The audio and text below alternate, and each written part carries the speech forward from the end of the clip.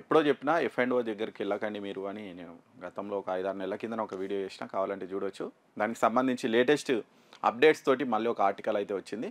F and ఓ ఒక danger game, సరైన అవగాహన లేకుండా అందులోకి దిగితే లాస్ తప్ప లాభం లేదు అని ఇక్కడైతే ఒకటి ఇచ్చింది. దానికి సంబంధించి ఫుల్ డేటా అయితే ఇక్కడ ఇచ్చారు. ఒకసారి మనం దాని గురించి అయితే మాట్లాడుకుందాం. ఇక్కడ చూడొచ్చు, ఒకరి గురించి ఏదో ఎక్స్ప్లెయిన్ చేశారు. అది నువ్వు కావచ్చు, నేను కావచ్చు, మీ ఫ్రెండ్స్ కావచ్చు, మీ ఫ్రెండ్స్ సర్కిల్లో కూడా ఇట్లా ఉంటారు. ఇక ఒక ఆయన ప్రైవేట్ ఉద్యోగం అంట, 55 ఏళ్ళ ఆయన మనం చూసినాం కదా, మన మార్కెట్ పడిపోయింది, మన మార్చి వరకు బాగా పడిపోయింది కదా మార్కెట్. అప్పుడు ఆయన ఎఫ్ అండ్ ఓకు వచ్చిందంట. ఇక ఎఫ్ అండ్ ఓకు వచ్చిన తర్వాత మనకు తెలుసు, నేను కాల్స్ ఇస్తా లేకపోతే నేను సెబీ రిజిస్టర్డ్ అవి తీసుకోండి ఇవి తీసుకోండి అని ఆశ పెడతారు, వస్తారు. ఆయనకు ఒక్కరోజు 1,50,000 లాభం వచ్చిందంట. ఇక 1,50,000 లాభం వచ్చే వరకు ఆయన పరిస్థితి ఎట్లుంటుంది మనకు తెలుసు. గత మీ జాబ్ వద్దు బొంగొద్దు, ఇక ఇంతకంటే ఎక్కువ సంపాదిస్తామా మనం, ఎవ్వంతో అవసరం లేదు. ఇక ఆయన కళల్లో అదొక ఊహాలోకంలో తేలియాడుతుంటాడు. గతం అయిపోయింది, నేను సెట్ అయిపోయినా, నాకు ఇక 1,50,000 వచ్చిందంటే ఇక రోజు 1,00,000 రూపాయలు వస్తుంది, నేను కోటీశ్వరుని అయిపోతా 1 ఇయర్ లోపల అనుకుంటాడు. ఎవరికైనా అటువంటి పరిస్థితి వస్తుంది. ఎఫ్ అండ్ ఓలోకి అడిగిపెట్టిన వాళ్ళకు ఏదో ఒక రోజు ఇటువంటి పరిస్థితి వస్తుంది. ఆయనకు కూడా ఇట్లా వచ్చిందట. ఇక ఆయన 1,50,000 లాభం వచ్చే వరకు